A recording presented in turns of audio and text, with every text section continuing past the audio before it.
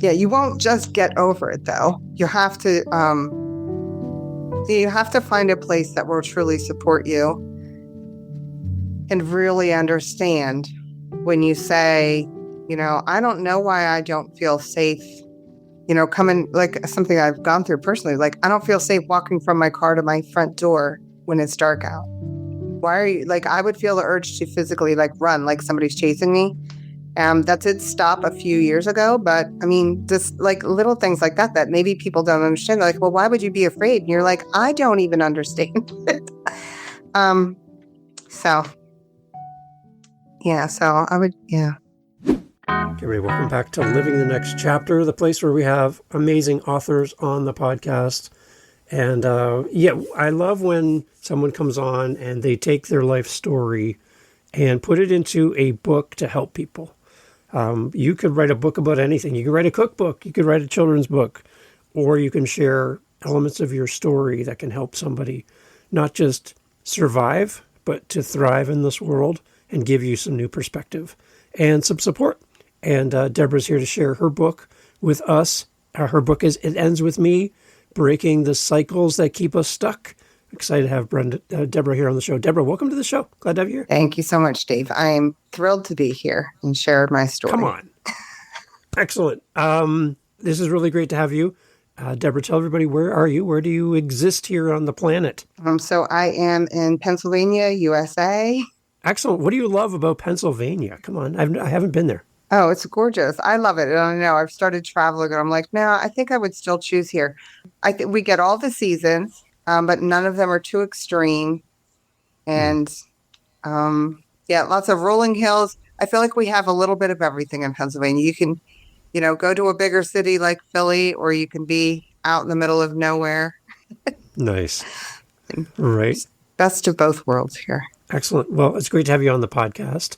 We have authors who are listening to the show, and they're at the beginning of their journey, and here you are as an author with a book in the world. The people that are listening, though, they dream of one day being able to talk about their published book that's out there for people, and they feel a little bit like it's going to take forever to get to where you are.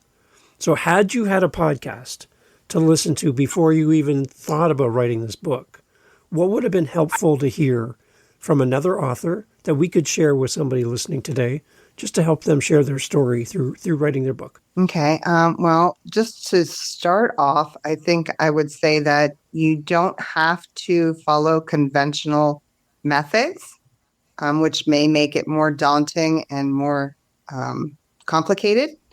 I went the route although through a publishing group, it's more of the Kindle direct publishing.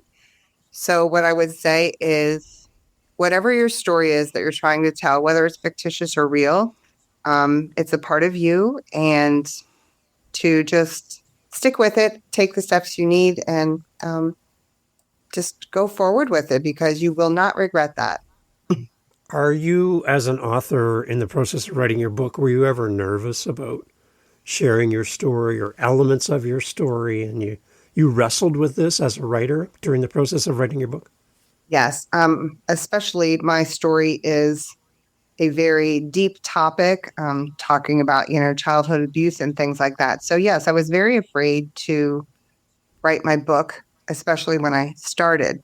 The other part that I found helpful was I found a group of people who were also writing their stories, which when you find a group of people that are doing the same thing as you, and you can share your story with them and tell them kind of your process and some of the more raw parts of what you're going to share with others, I think having the support, and then just realizing that telling your story becomes a way for other people to feel seen and heard, whether you meet them or not, if they read your story. So yes, I was afraid, but what kept me moving forward was knowing that somebody might pick up my book someday and it could change the way they go through the rest of their life. And so for anybody out there thinking of writing their story, and it doesn't have to be this hugely impactful, right? But whatever your story is that you want to share, it will somebody will pick it up and it will change the way they do things or live their life. So it's important. Somebody listening to this, Deborah, they're like, that sounds great to have a group and all, but how the heck do you even find a group? Like, where do I even start looking? How did you find the group that you worked with? Oh my goodness. That's kind of a wild story. I believe well, just like I believe in serendipity and synchronicities in life. Yeah. And I believe I just found this person while I was on Facebook. And it was just like this person came up and said, "Hey, I'm starting this group to share your story if you were, had a difficult childhood." And I was like, "That's me. And I really need a group to be in right now." So I think another place, so that's how I found Perry Powers. And I'm just going to throw a shout out to him because he does amazing things for a lot of people. And I love his group. For other people, I found Meetup. Just look for other groups of people doing the same things, because I have found some connections in places like that as well. Great. Yeah, like I'm looking at it through the lens of podcasting. So I have a podcaster meetup, and we get together twice a week. We talk podcasting and we do community together. We're accountable to each other. Right. Right. Because I think as creative people, like authors and podcasters and stuff, we have this idea, but we don't put it into action. And having somebody come to the meeting and go, "Hey, Deborah, how's the book? How's chapter 2?" You're like, "Oh, I knew you were going to ask me about chapter 2." Right. And you feel accountable to these people. You get to keep moving forward. Right. Because you're all working towards the same goal. So I think I love the idea of doing something in community, not trying to write your book all by yourself without any input, any accountability. I like the power of community for anybody creative like you and I. Absolutely. Yes, it does make a huge difference. And the reality is I had always said I was going to write a book. I was always telling myself. I never told anybody else, but I always told myself. And then when I found this group, and I believe I'm one of the first people that with Perry wrote a book.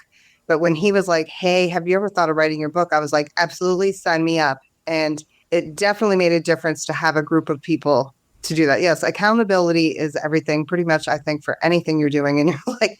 And having a community of people that you can turn to with, whether it's writing a book or changing your life, having a group that's going to say exactly what you just said. Like, did you do the thing you said you were going to do? Or how did it go? Or, and if you didn't do it, you get the support and they'll talk you through it like, "Oh, listen, that happens to so many people. You get to this point and you get kind of stuck and it feels icky, but we're going to be here to help you get through the ickiness and continue progression on your project instead of giving up or feeling overwhelmed, and you won't feel so alone in the process, for sure." A lot of creative people struggle with too many ideas. And we get all these squirrel moments where we're chasing all these different things on our own. But then when you get in a community, they're like, "Deborah, focus. Where are you at with the launch of your book? Where are you at with promoting your book? Where are you at this stage?" It kind of recenters you back to what your main thing should be, because they're seeing it from a different perspective, right, than you are as the creative person. And you're just chasing all these ideas. It's nice to have somebody kind of say, "Here's where I think you should go. And let's hold you accountable and let's support you in the same process." I like that. Yes, absolutely. Because I think, and I know for me on this whole journey that I've been on with writing my book and creating a mission out of it, I definitely have those moments where I see this huge grand ending to all of this, right? And they're like, "Okay, but first you just have to take the next step." You can't get to the end without taking the steps along the way. And yes, so having someone to ground you, refocus, but still be supportive is definitely helpful. Smart. That's really good. I think that's something that we could all put into practice no matter what we do. Yeah. Find a group, find a community, be accountable. But don't just come to get, come to give as well, right? Because now you can also help somebody else who may be struggling or looking for motivation. You can come in and go, "I know what it feels like to be doing. I do that all the time. I'm the same as you, and I want to be here to support you as well." So come to give, and in the same time, you're going to get something out of it as well. I like that. Absolutely gorgeous. Yeah, it has to be reciprocal. And you're going to just feel that. I think if you find the right group that clicks with you, because sometimes you might join a group and be like, "Oh, this one doesn't match me, my personality, or my thought processes." But when you find the right group, it's going to be easy to show up for others And then I actually found a little bit for myself, a little bit different, more difficult to accept. And that's Hmm. another part of things, though, too, is recognizing that it's okay to need a little support and it is okay to need a community. And then, yes, of course, you're going to show up and support others. So as you write your book, It Ends With Me, in the process of writing, I'm kind of curious, when do you make a decision about, I'm going to write my story and it's my story about me, so it's kind of me, focused on me. When do you start focusing on a reader and saying, well, how can my story then help somebody who's reading? Because I would think you could write a whole book about you and never think about the reader. It's just, here's my story, here's my thing, and here's my book. But there's got to be a point where you're thinking, somebody's going to read this. How do I connect my story to help a reader? How did you navigate that part? Wow. Well, I think that even initially for me, the reason for me writing my story was it wasn't for me to, I didn't realize how much healing would happen from doing it, but my intention wasn't to do that. And it wasn't for me to relive. It wasn't for me to relive my life. I didn't want to do that. I did seek to put my story out there so that other people wouldn't feel alone. And my story is it's like the shortest book you would ever read. And sometimes I'm like, wow, that was really short. But I go back and I look at it once in a while, right? And just really reread it. And I say, because it's my book is very direct too. It's just like, here's my story and this is what it means for you. I feel like that's kind of how it goes.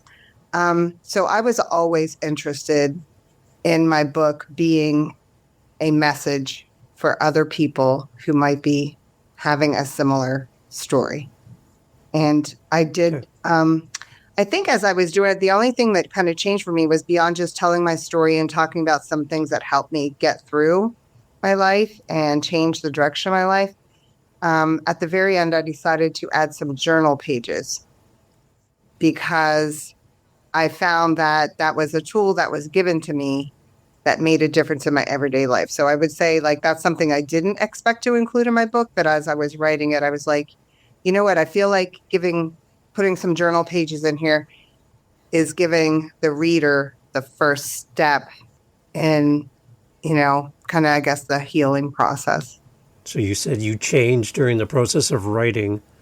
Did you anticipate this change would happen when you started to write? No, I don't think I've really thought about it very much. I just kind of thought I'm going to tell my story in a way that raises some awareness and talk a little bit about the tools and the methods that I use to heal and overcome what I went through.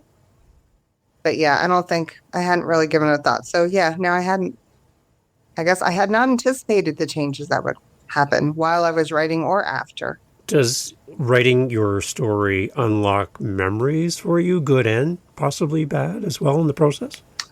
Definitely. In writing the story, obviously I have to recall the memories that maybe I hadn't thought of in a while, right? I feel like it's important to make sure that you have a supportive group, depending on what your story is, right? But if you're telling a story like mine that's kind of heavy, I think it is important to have that supportive group so that if something would start to weigh really heavily on you, you have people to go to and say, oh my gosh, like I just wrote this part of my story and I'm feeling very heavy because of it. And I'm not sure how to get out of this funk, right? Yeah. The other part of that too, though, is also start to develop tools that you can use to remind yourself that I'm remembering something that was in the past and I'm now in a safe space and I am okay. And I think that that's very important that you have tools that you can really do that for yourself so that, you might write and be like, oh, that was a lot. But then you can go take a walk or do some stretching or something and release those feelings so that you don't start to carry them around again. So leveraging those tools, that's a good insight. I like that. When you sit down to write, though, Was there any point during the process of writing the book where you got stuck or you had a hard time pushing past a certain point where maybe you thought, maybe this isn't really worth it? Like, I don't know if I really want to continue this. Did you get to that point at all, or was it pretty like smooth sailing for you to sit down and write book cover to cover? No, I definitely had moments where I thought, I can't, I can't finish this book because it's too real and too raw to share. I am also a mother, and my youngest child is 15, and Mm. he was unaware of my whole story, of my childhood, and I worried about what impact it would have on him. I worried about whether the other people, although they're not named in my book, but I worried that they would feel like I exposed them somehow. Mm-hmm. And so, yeah, there were times when I thought, as much as writing this book is, you know, making me feel like releasing a lot of the shame and the guilt that I had from growing up in the life that I did, I still felt a responsibility to protect other people. Um, but what I found, um, how did I get through that? I guess that's the real question, right? Like, why did I continue Mm. to write the story anyways? And I think what um, really came to me, I'm just trying to take a second and really say this the right way because it's huge, right? Um, as someone growing up in the environment that I did, right? I grew up being silenced and told, don't ever tell your story. So now I'm going to write this book and publish this book that not only am I telling somebody my story, I'm telling everybody my story. And I'm going to be Wow. very public about my story. And I'm not going to hide behind anything. Like I'm out here, I'm vulnerable, right? And so in doing that, what do I say? Like in doing that and coming to that decision that like it became more important to raise awareness than it was to protect myself from people who might judge me. And I hope that makes sense because ultimately, like I said, I'd been asked to be quiet my whole life, from Yeah. from like just my whole life. I was asked to be quiet. Don't tell anybody that, then nobody will understand. All those things that people tell you. And then deciding like, no, I'm going to write my book and I'm going to publish it and I'm going to have those uncomfortable, is what I would call them, uncomfortable conversations with my children, with family, and with other people because I've kind of come up with a mantra along the way of I would rather have uncomfortable conversations now so that myself and others can avoid painful conversations later.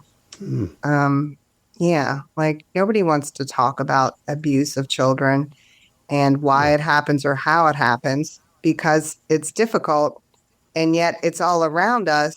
But if we don't talk about it, it's going to perpetuate. Yeah. So I think that outweighed my fear of not speaking up and not sharing my Okay. story. For the readers that you're trying to put this book in front of who are listening to this podcast, can you explain to the listener who you envision this book is really going to help? Kind of their situation, kind of maybe what's happened in their past. Who would you kind of pinpoint as an ideal reader for this book? Okay. My ideal reader is someone who has walked a similar path as me, lived a similar life. I grew up, I'm starting at the age of 6, being sexually abused by my father. Um, Throughout my life, like I left home at 18 and it ended like weeks before that. Um, but I never, and police were told and authorities were told, but nothing changed in the home. Hmm. And what's the reason for that? I don't know. Life. Um, and then as I grew up into, obviously an adult, like I went to college and did all the things I was supposed to do and got married and I had children, right? But what I found was my relationships always ended up being either very empty, because somebody wasn't emotionally available, or actually abusive. And so what I realized in this whole journey was the things that happened to me as a child, right? And I've talked to many women in this book group. Some were sexually abused, some it was just neglect or physical abuse of some sort. And when you grow up in that environment, you learn to protect yourself. So you learn to be quiet. You learn to not want anything. You learn to kind of just see yourself as something or someone that's not worthy of more. And what I realized in this whole process is that I brought all of those survival techniques into my adult life.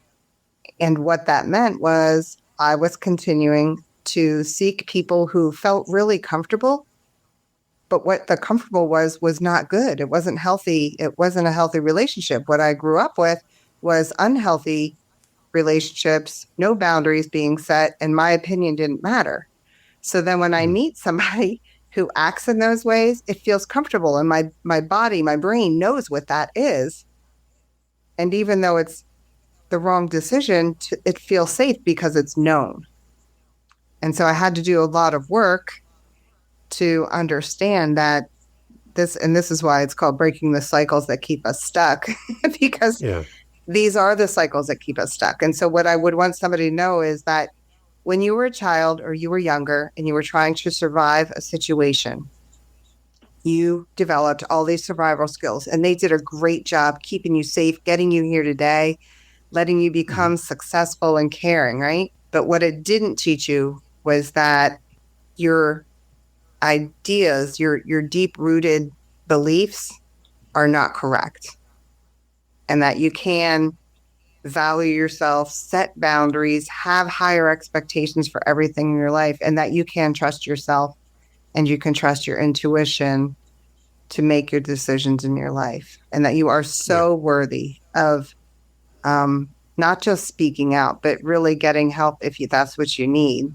and telling your story. Even if you're writing a book or not writing a book, you do deserve to have your story heard and have somebody really listen to you and understand, because I think that's something that happens to a lot of people in this situation too, is that you might tell somebody, but their response is just like either stay silent, why are you still worried about that, just get on with your life, like you should be over this by now. But unless you actually I know, right? Like, it's the truth though. People just think you should be over it by now. You don't get over something like that. Sorry, like, ooh. That hurts. Sorry. Yeah, you won't just get over it though. You have to find a place that will truly support you and really understand when you say, I don't know why I don't feel safe, coming, like something I've gone through personally. Like, I don't feel safe walking from my car to my front door when it's dark out. Why are you like, I would feel the urge to physically like run, like somebody's chasing me. That did stop a few years ago, but I mean, just like little things like that maybe people don't understand. They're like, well, why would you be afraid? And you're like, I don't even understand it. So yeah, so I would, yeah. Yeah. So this whole thing about time heals all wounds, sticks and stones will break my bones, names will hurt me. Like, come on, that's not true by any means. Not true. No. In all this, what is one of your coping mechanisms to make yourself small so you don't draw attention to yourself as a child growing up in school and things? Do you find yourself pulling back from social circles and friendships and all that? Did that show up for you at all? Absolutely. In my relationships, whether with, like, how do I explain this? It's kind of wild because I was a social person, but I only let the relationships get so deep. I feel like maybe it was because I felt like they don't know who I really am. They don't know my story. they don't know my real story. And if they knew my story, they would look at me different and they would judge me and blame me for the things that happened in my life up to this point. So it definitely had an impact on relationships because I would only have, I don't want to say superficial because I truly cared about the people that I had relationships with. But Right. at the same time, I only let them have a certain level of depth, Right. you know? So, A guarded yeah, relationship, right? yes, There's a always little walls. protection there. Yeah. Yeah, many, many Okay. techniques. Yeah, staying small. Um, only bring up your opinion if you felt like it was absolutely necessary in a situation. Other than Yeah. that, you kind of stay back, keep your opinion to yourself. Try not to be seen too much. Yeah, When we get sick, we have a cold or whatever, a chest cold, we lose our voice. So it sounds like you lost your voice in all of this. The ability to speak up and share your story when you were growing up. You didn't have that opportunity then. absolutely. And that's something I've actually had people in relationships say to me. They're like, you wouldn't say something if you were, well, they said something that wasn't nice. So they're like, you wouldn't say something. And I was like, Really. and this was at the end of a relationship. And I was kind of like, wow, I think you're kind of right. And I did go through that. Like Mm. even in my marriage, like I was not asking for anything for my house because I didn't earn it or I didn't deserve it or whatever. Like it was like I didn't know it at the time. I didn't know at the time that that's why I was doing it. I just thought I was being pleasant and nice and agreeable. I thought I was just being the best person. I didn't realize that I wasn't just expecting anything for myself. I didn't know that at the time. I just thought I was being Yeah. agreeable and nice. I just thought I was being a good person. So, okay, so Deborah, there's someone listening and they feel like that's exactly where they are. They don't have a book about it, but as a reader, they're identifying with some of these feelings. When you have somebody read your book, if you could say in the terms of a love letter to that reader, your overall hope. I know we kind of touched on it already, but in a little bit more detail, your love letter to a reader for this book. What you want them to walk away with. What's the main takeaway for the reader? Um, the main takeaway I would say is that if you have survived something, right, whether your childhood or even later in your life, and you're feeling like you're running patterns in your life, you realize that most of your relationships, you end out new relationships, same person, or in Right. your job, you never quite get to the level that you would like to, or as outgoing as you feel like you're being, or as successful as you're being, right? Because we tend to be overachievers because I've got to prove I'm worth your time. I've got to prove it. Um, Right. I would say you need to realize that whatever you went through taught you how to survive. But there are methods and tools that you can learn so that you can go from surviving to thriving. And I know that sounds cliche at this point, but the reality Yeah. is you need to you need to allow yourself to shift the blame from yourself back to whoever it came from. It's not yours. The shame is not yours to carry. You didn't do anything to deserve this. You Right. never deserved it. You should Right. tell somebody and seek help until you find a supportive person that clicks with you. Somebody who gets you, not just somebody that goes, "Oh, I'm so sorry that happened," and just tell me about it and tell me about it. Because just reliving the events isn't going to heal you. Right. And I think that's a lot of things. So I would just want them to know that it's not your fault. You do deserve to find a safe place to share your story. And there are ways to actually heal from whatever it is that you went through and learn to choose different responses to different situations in your life. With the book out in the world and where you are through the journey of writing it, what are some of the tools that you're still using today, Deborah, to keep you moving forward and sharing your voice and your message? What tools are you using right now? Oh my gosh. Tools that I have to use pretty regularly, actually. I have learned tapping as a way of grounding myself. Okay. Can you explain that a little bit more for somebody who doesn't know what tapping is? Okay, so tapping is like there are points, you have meridians in your body, and you go Yep. through like a series where you're tapping these meridians while reminding yourself whatever it is you need to remind yourself of. So, like, you can Okay. go through a sequence of like, I am safe, Okay. like I am okay. And you tap these meridians, and you might need to do it several times or in different situations. But I find that that really just helps me calm down and stay centered, no matter regardless of what's happening. Um, Okay. Reflecting on is triggers is a big word, right? Like a lot of people get triggered by different things. A tool Yeah. that I've learned lately is that oh my gosh, I'm going to say it wrong, and I wish I wouldn't. I Hmm. owe this to a dear friend, but he says like triggers are a choice. Tri- Triggers are a gift. Being triggered is a choice. And basically, what that means is like when something happens, and I mean, you still gonna feel that, ooh, that hurt, right? Yeah. Right. But what a trigger really means is that that hit a nerve in you. Yeah. And what I've learned to do when I do get triggered is go, okay, am I actually in danger? Because that's usually what a trigger means is like, whoa, I'm in danger and I need to protect Yeah. myself. So our walls go up and we get kind of feisty, right? Yeah. But when we recognize these triggers as just a signal that, like, whoa, there's something there with what they're saying or doing, and you don't have to raise all the red flags and put on your armor and get ready to fight, but you need to let that feeling come and sit and be like, okay, why is that happening to me right now?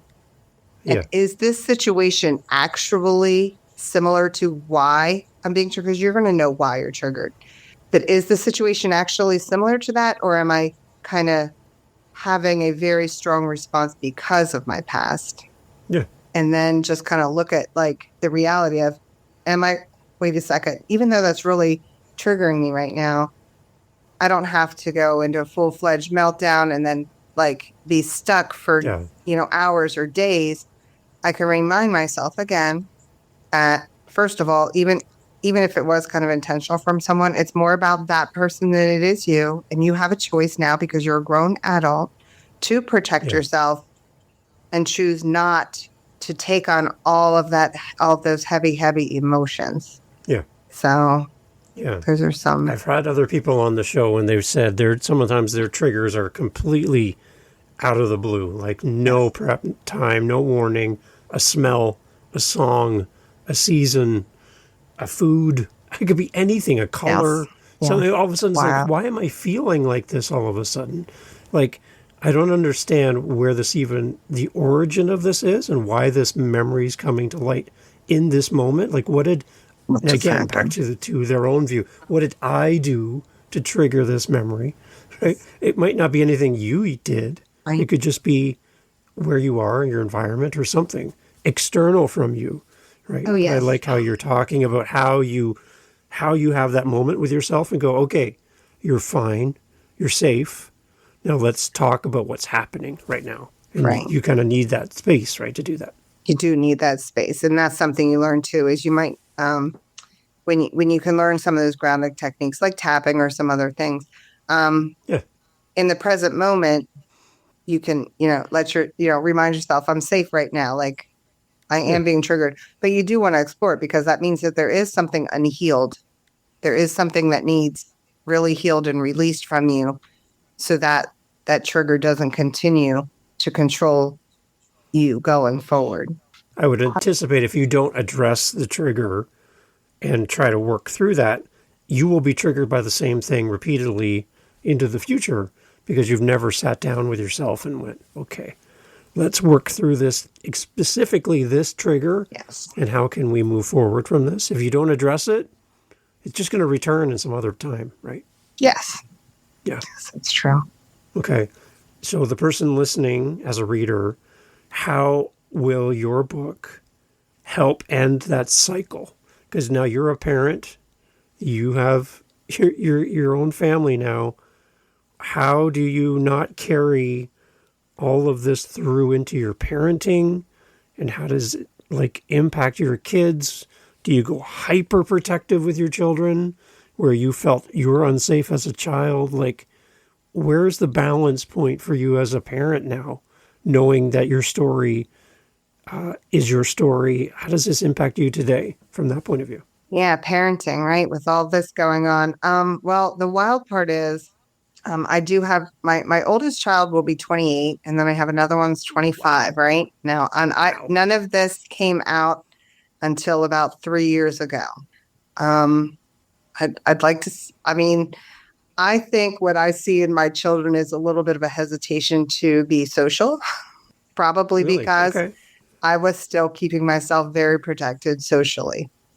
Yeah. Um, so I feel like that's something that they'll have to work through. You know what I mean? I was very proud of my older children though, because when this came out, and I was still, as much as I hate to admit it, but I was 50, 52, 53 when this, when things reoccurred. And I was like, oh my gosh, like, oh, I hesitated for a second to cut ties with my family.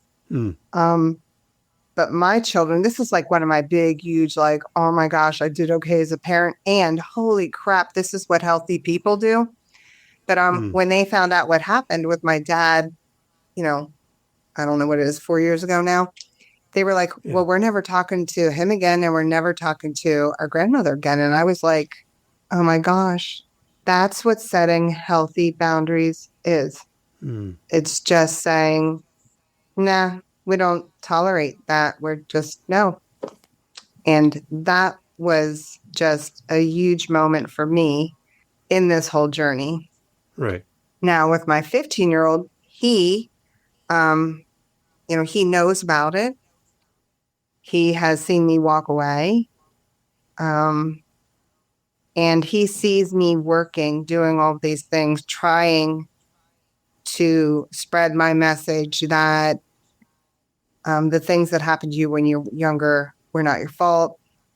You don't have to walk Right. around with the shame. You don't have to be quiet. He sees me doing all that. And as far as parenting, either overprotective, underprotective, um, like I said, my other two, I feel like they got me at my earlier stage where I was still very, very afraid to be seen, heard, Mm-hmm. or be vulnerable with people. And so I think they're probably going to struggle with that. My younger son, I know there are situations where parents become those, what they call helicopter parents, right? I don't think I've done Yeah. that. Um, I don't know. What do I say? I grew up in the 80s where we were wild. Yeah. So, um, Yeah. it affected me in different ways, though. I guess, like, while other mothers were going off to work, and I had a degree and I could have been teaching, but I was like, I am not putting my kids in daycare. Like, I couldn't. Like, I tried Yeah. it for like I think a week once, and I was like, nope, I can't do it. I can't let somebody else care for my babies if I don't. Yeah, Mm-hmm. I couldn't do it. So in that way, it affected that that kind of thing. I didn't keep them from seeing other kids. I mean, I did play groups in the neighborhood and took them to Yeah. activities and things like that. And I maybe slightly more vigilant, but I think I Yeah. won't really know in what ways this affected my children, and give them another 5 or so years when they're ready to say, you know what, this is what you did. You did this, that. They haven't Yeah. they haven't come back and told me anything yet though. So, but I can only assume that it's had some impact on my parenting, but not a helicopter. It's interesting because when we have children, we immediately get the title of father, mother, parent. It becomes our title, but it's like a brand new job. We have no work experience. We've never done this role before. We have the title, congratulations, but we don't know what the heck we're doing. So we're learning on the job training as we go as a parent. Yes. So your kids look at you and go, well, you're a mom, so you got to have it all figured out. You're like, this is my first time being a mom. Yes, I have other kids, but it's my first time with you. Right? So I'm still learning as I go. And I think kids start to see us as human beings as they get older, Yes. and they start realizing how tough it is to navigate life, and then to have a piece of your story like you do that shapes who you are and how you show up. That's why I'm glad your book's out there, Deborah, to help people who are trying to navigate this cycle. They don't want to repeat it. Yeah. They don't want a repeating event from their childhood to come again and to impact the next generation. So I like that you're on this mission to break that cycle. Yes. Yeah. And that's, you talked about like trying to find your focus, right? So I wrote my book, and it is written more for adults who have survived something and are recognizing it in their life. You know, something is not allowing them to move on. But yeah, I feel torn because I have like what I always call a two-part mission, and I will continue my two-part mission. One, to help mostly women, because I am a woman and I understand her perspective more. Not that men do struggle with this, and there's whole other nuances to that, that I feel like I could help somebody, but I just feel more qualified as a woman to work with women. Yeah. But to release these things and learn how to love ourselves and see our own worth and speak up for ourselves and expect more for ourselves. And on the other side of that, absolutely, for children who are coming into this world, I do want, one, people who grew up with this to understand that what they went through is not normal, and you don't have to repeat it with your kids. I have found more than not, kind of like you, though, at least in the circles that I've been in, that if we're doing anything, it's going to be the helicopter, not the abuser. Right. But with that also does come with my 15-year-old, when I wrote this book, I was afraid to tell him. I'm like, I don't want to crush his world. I don't want him to know about this. But he was probably 13 at the time, right? And then I realized that when I'm like, no, this is what needs to happen. Otherwise it perpetuates. So I really advocate for starting having conversations with your children, not about abuse necessarily, but about their bodies and naming your parts, what they're called, so that they're aware, and let them know that like nobody should be touching you. And if they do, you can always tell me. Yeah. And another thing I learned this years ago, and I loved it so much. It was like the best thing I ever heard. I was like, in our family, and like they're like post this everywhere. So when predators or somebody come in your home, they know that your family doesn't have secrets. But you say, in our family, we have surprises. We have no secrets in our family. So when a predator approaches your child and says, this will be our secret, or we're going to keep a secret, or whatever, they're like, yeah, but we don't have secrets in my family. We have surprises. So when are we sharing the surprise? You know what I mean? So, and I just love that, because there are no secrets. And so, and don't teach your kid, like, and that's hard, right? Because you want to be like, oh, don't tell anybody. We just had ice cream, right? And it seems innocent, but the reality is it sets your kids up. It's such a tricky thing, but it sets your kids up to be told by somebody else, this is just going to be a secret between me and you. No. Yeah. In my family, we don't have secrets. We only have surprises. Yeah, surprises. That's a great perspective. And that's such a great excuse to then tell the truth, because you don't have to worry about that. So that's interesting. I like that. It's like I've picked up little tidbits over the years that I love. I'm like, yes, that's the one that makes, like, it's like you find the things that you're like, that's going to make a difference. Like that a small thing, right? But it's huge. It's good. Excellent. Okay, so Deborah, the book, it ends with me breaking the cycles that keep us stuck, is available everywhere. We can also find it on Amazon, right? That's the main place we're going to send people to grab the book. Yes. What about connecting with you as an author? Maybe there's a women's group that's looking for someone to come and speak to their women's group, maybe even virtually like this, and kind of share or talk about your book and your story and help some women that are gathered together. How do people reach out to you, and where are you most active where people can get a quick response from you? Okay. The easiest place is going to be itendswithme.me. That's going to be a website that I built myself, put it together. I've done the best I could. Good. Becoming a web developer was not on my list of things I wanted to do. And also, Facebook. You can find me on Facebook. I have a Facebook page of the same name called It Ends With Me. And I try to post some motivational, educational things on there, just to let people know that, like, your life will change the day you finally decide that it ends with me. Like, I'm just, enough is enough dealing with all this. Deborah, thank you so much for doing this. Thank you for being on the show, for openly sharing elements of your story to help people, for writing the book to help even more people. But I'm really happy to have you here on the show, and to know that this book was part of your healing journey as well. It's ongoing. We're always working through things, but sharing your story through a book, I think, is a great way to really have some time with yourself and work through some of these feelings and things that you're bringing up through the process of writing. So I'm glad to hear that on the other side of the book, there's still lots of room for growth, but that the book was a big part of your growth journey as well. It's amazing. Thank you for making time for us. Thank you very much. I appreciate the opportunity to be here. Excellent. Everyone, all the information for Deborah, the book, how to get in touch with her website, her Facebook, everything, all in the show notes as always.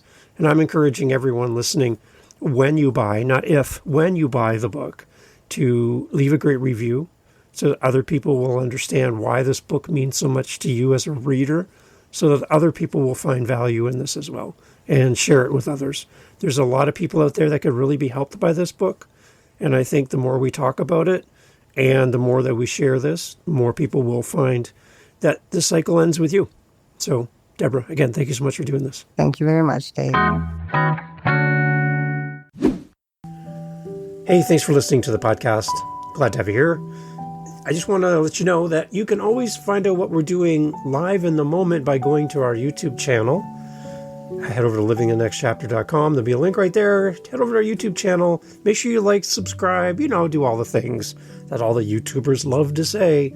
And in our YouTube channel, a couple things. You're going to get advanced listens. You're going to get the episodes that we're working on in real time. So we record and post daily on our YouTube channel. I'd love for you to give us a follow over there. As well, we're making playlists. We have over 500 episodes. So finding the right episode for you, we're trying to group things into playlists. So if you like children's books, if you like business, you like historical fiction, we're grouping our authors together to make it a little easier for you to find your favorite next author. So head over to livingthenextchapter.com. And again, I'd love to hear from you. Hearing from the listeners of the show is great. And I just want to say thank you for being a part of the podcast family. And I look forward to having you back for the next episode. Thank you for being here. I really appreciate your time and your listen. Take care.